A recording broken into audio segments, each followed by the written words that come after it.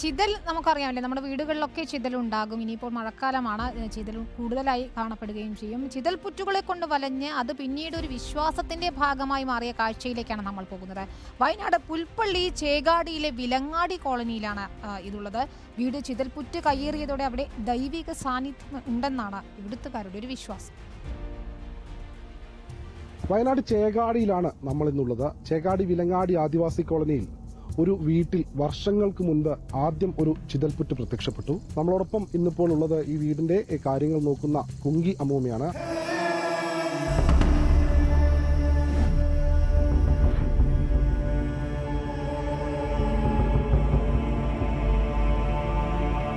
വർഷങ്ങൾക്ക് മുൻപ് പഞ്ചായത്ത് കുങ്കി അമ്മൂമ്മയുടെ മകൾ ശാന്തയ്ക്ക് നിർമ്മിച്ചു നൽകിയ ഈ വീട്ടിൽ താമസമാക്കി ഏതാനും നാളുകൾക്കുള്ളിൽ തന്നെ ചിതലുകളെത്തി.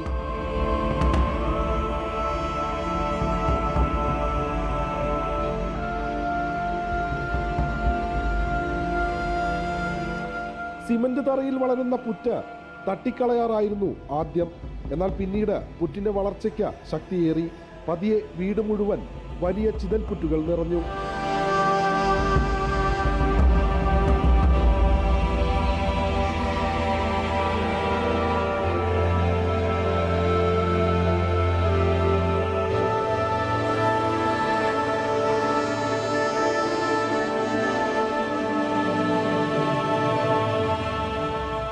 ചിതൽപുറ്റുകളെ ഒഴിവാക്കാൻ പല മാർഗങ്ങൾ പരീക്ഷിച്ചെങ്കിലും ഫലം കണ്ടില്ല.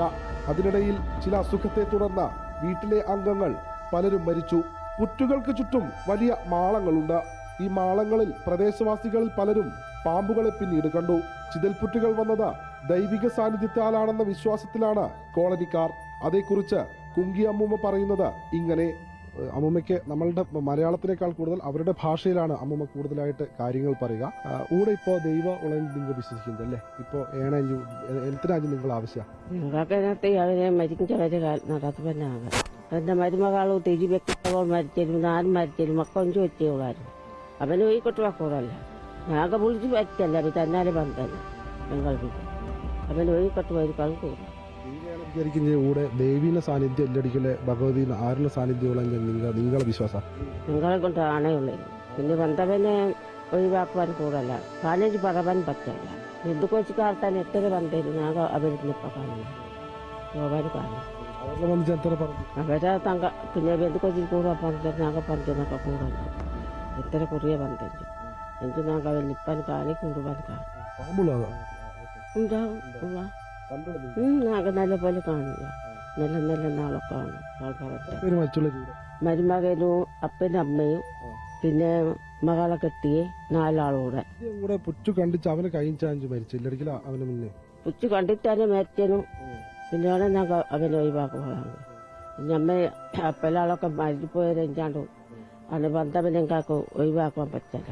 വരുമാനം നടത്തതെന്തെങ്കിലും പൂച്ച ചെയ്യും നാഗന്മാര അമ്മനെ പൂച്ച ചെയ്യിക്കൊണ്ടുണ്ട്. വീട്ടിൽ വലിയ ചിതൽപുറ്റുകൾ വന്നത് ദൈവിക സാന്നിധ്യത്താലാണെന്ന വിശ്വാസത്തിലാണ് കോളനിക്കാർ. ഇതിനാൽ വിശേഷ ദിവസങ്ങളിൽ ഇവിടെ വിളക്കുകൾ തെളിയിച്ച് പൂജകളും നടത്തുന്നുണ്ട്. ചേകാടി വിലങ്ങാടിയിലെ പണി വിഭാഗത്തിന് ഈ വീട് ഇന്നും ഒരു പുണ്യ സ്ഥലമാണ്. നിരവധി തവണ ഇത് നവീകരിക്കാനായി അധികൃതരുടെ മുൻപിൽ പരാതി പറഞ്ഞെങ്കിലും ആരും ഇങ്ങോട്ട് തിരിഞ്ഞു നോക്കിയില്ല. കൃത്യമായി കാത്തുസൂക്ഷിക്കാൻ ഒരു ക്ഷേത്രത്തിന് സമാനമായ രീതിയിലുള്ള സഹായ സഹകരണങ്ങൾ ഇവർക്ക് നൽകണമെന്നാണ് പ്രദേശവാസികളുടെ ആവശ്യം.